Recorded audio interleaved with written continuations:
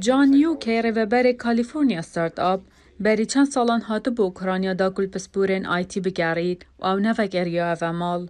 دگل کمبونا لشکر روسیا نزیک سنور اوکراینیا کسوکا رو حوال نوی گل امریکا دجین دخماوی دانه او دبیجنه بزیدرین دم فگره و امریکا. لیوی گود گواو حز دگد لکیف بمینید. و همی حوال نوی اندین امریکی همان بریاردای گلویر بمینن و نترسن.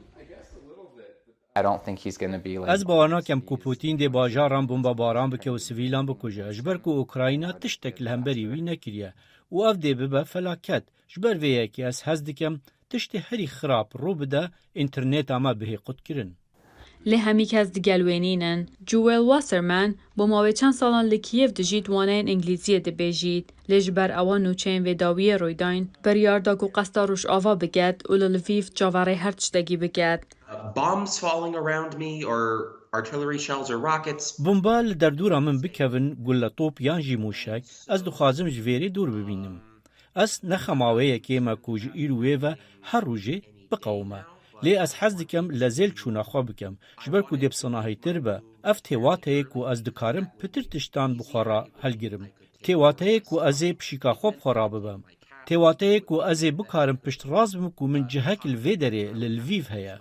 نوجداره بر لشکر امریکا دیوید پلاسترد او 10 سالن اولو اوکراینیا دجید گلک جاران دچیده هرما دونباس وکو خوبخش تکنیک ساخلمین هوار هاتن نیش لشکران داد. او دبیجید اگر روسیا دست بداگیر کرنه بکد او اوکراینیا ناهلید. لشینه او تولیه حسن برگیری آخوا اوکراینیا بویا. بو پاراستنا کیف اگر پیدوی بی دیگل خلک باشیاری.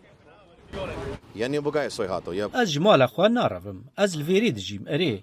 هن جماع امریکی بریتانی پاسپورتین اوروپی هنه. ام دکارین در کوین و هر جهکی دی. بس بو چی؟ دوی ام لوی جهی بمینین یک ولی دجین و نیشا پوتین و همی جهانه بدین که ام ناترسین. گلک کسین دی لویره همان هزرا پلاستر هیا. هولاتین امریکا، کانادا، بریتانیا، ایرلندا باکور، دانمارک و آلمانیا لوی داوی بجداری مشه که پشتوانیا نفنت هوایی کرد. جبو کو پیشگیریا خوب اوکراینیا نشان بدن برانبر دشمنکاری روسیا.